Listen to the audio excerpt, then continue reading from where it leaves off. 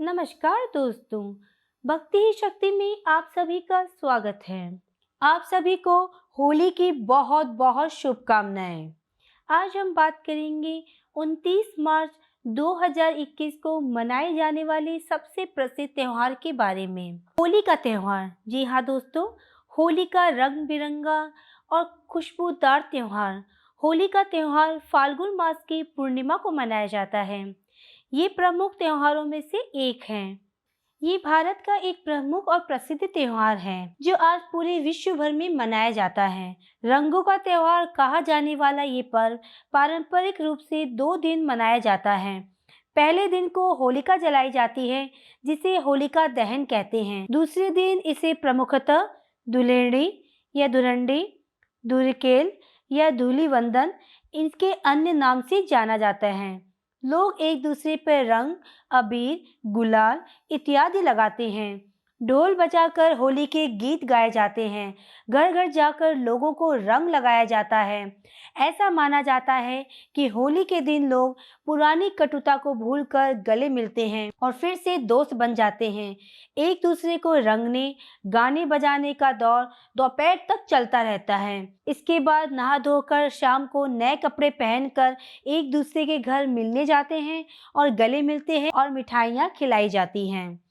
हमारी भारतीय संस्कृति का सबसे खूबसूरत रंग होली के त्योहार को माना जाता है।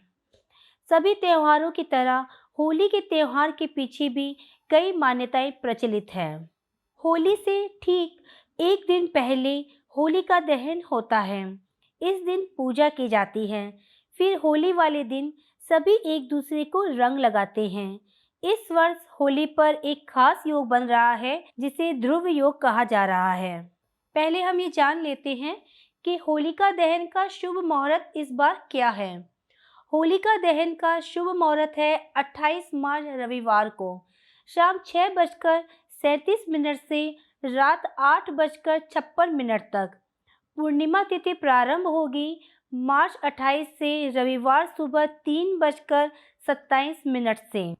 पूर्णिमा तिथि समाप्त होगी मार्च 29 सोमवार रात 12:17 पर।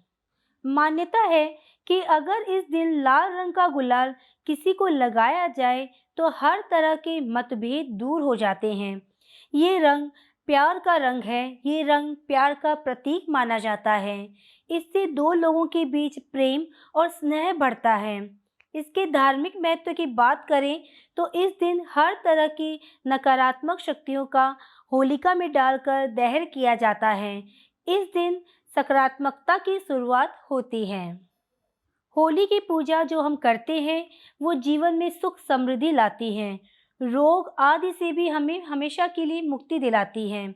इस दिन भगवान विष्णु ने अपने भक्त प्रहलाद को होलिका से बचाया था। भगवान विष्णु की लीला से होलिका स्वयं जलकर भस्म हो गई थी। किसी भी पर्व पर पूजा पाठ के साथ ही कथा का बहुत अधिक महत्व होता है। होलिका दहन के समय भी कथा करने का बहुत बड़ा लाभ होता है। मान्यता है कि इस दिन होलिका दहन की कथा करके पूजा करने से सुख समृद्धि में वृद्धि होती है, साथ ही सेहत भी अच्छी होती है। तो आइए जानते हैं क्या है होलिका की कथा। होलिका दहन के मौके पर असुर राज हिरण्यकश्यप की कथा पढ़ी जाती है। इसके मुताबिक हिरण्यकश्यप काफी बलशाली असुर था। यही वजह थी कि उसको अपनी शक्तियों का खूब घमंड हो गया था। उसका ये घमंड इस कदर बढ़ गया था कि उसने संपूर्ण प्रजा को उसे भगवान मानकर पूजा करने का आदेश दे डाला था। उसने ये भी कहा था कि अगर इसके अलावा किसी और भगवान की पूजा की गई तो उनके लिए ये अच्छा नहीं होगा। उनका घमंड इस कदर बढ़ गया था कि वो चाहते थे कि उनकी खुद की संतान भी सिर्फ उन्हीं की पूजा करे, इसके अलावा वह किसी और की पूजा ना करे। लेकिन उनका बेटा प्रहलाद नारायण का परम भक्त था। वह हर समय श्री हरि का नाम जपता रहता था।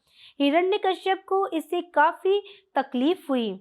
कई बार उसने अपने बेटे को समझाया, कई बार मंत्रियों को भेजा उन्हें समझाने के लिए, लेकिन प्रहलाद पर इसका कोई असर नहीं हुआ। वह तो बस हरि भक्त में ही लीन रहते थे। हिरण्यकश्यप के लाख समझाने के बाद भी जब प्रहलाद नहीं माने, तो असुर राज ने दूसरी ही एक सोच निकाली। उसने अपनी बहन होलिका को बुलवाया।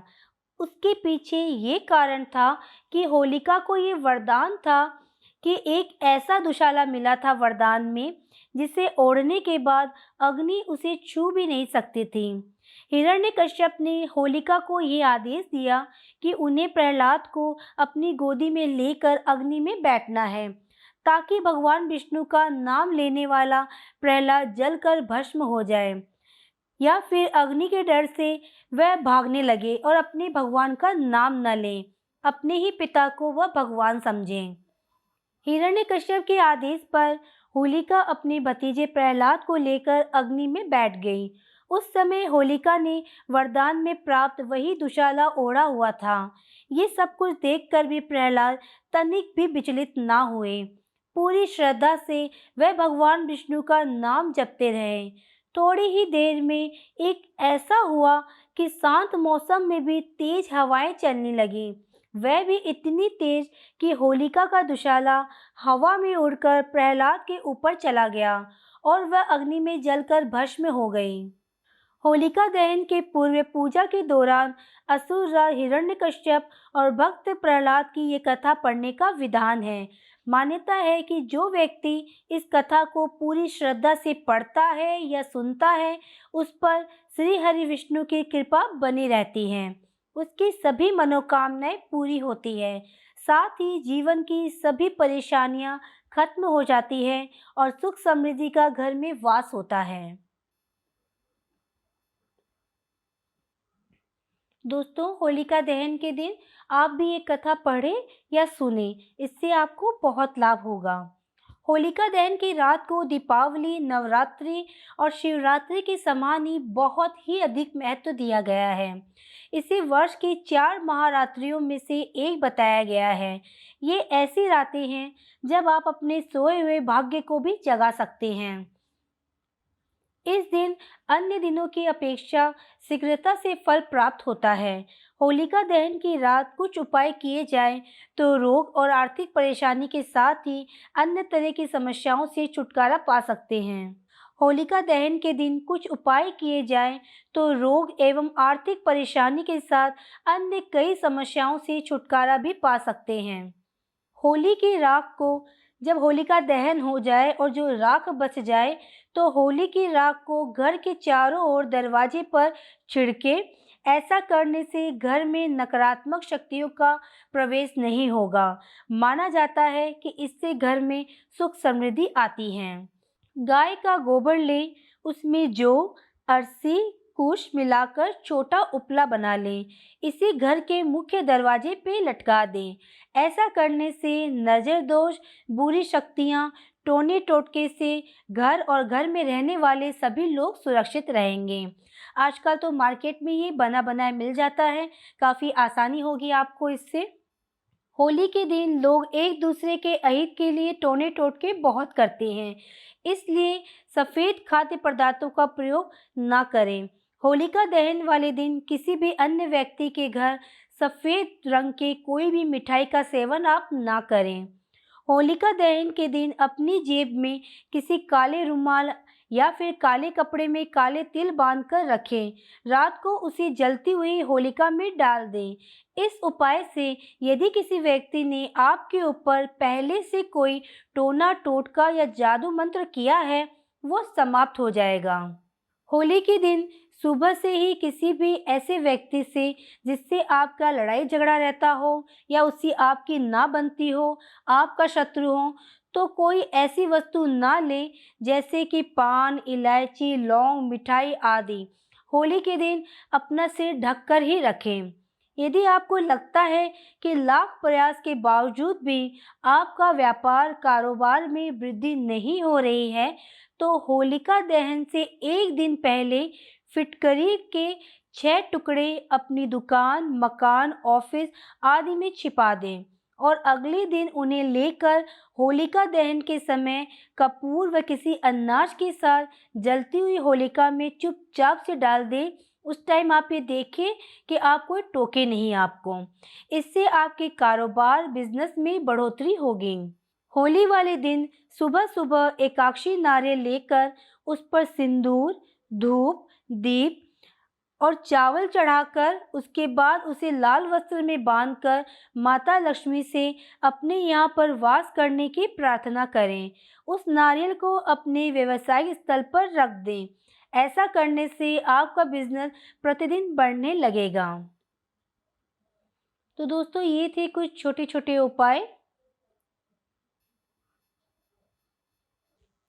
आपको और आपके परिवार को होली की खूब सारी शुभकामनाएं। इसी दुआ के साथ कि आपके व आपके परिवार के साथ सभी के लिए ये पर्व सुखदायक, मंगलकारी और आनंददायक हो। होली की बहुत बहुत शुभकामनाएं। हैप्पी होली। वीडियो में बस इतना ही। अगर आपने अब तक मुझे सब्सक्राइब नहीं किया है तो सब्सक्राइब जरूर करें। कमेंट और लाइक करना ना भूलें।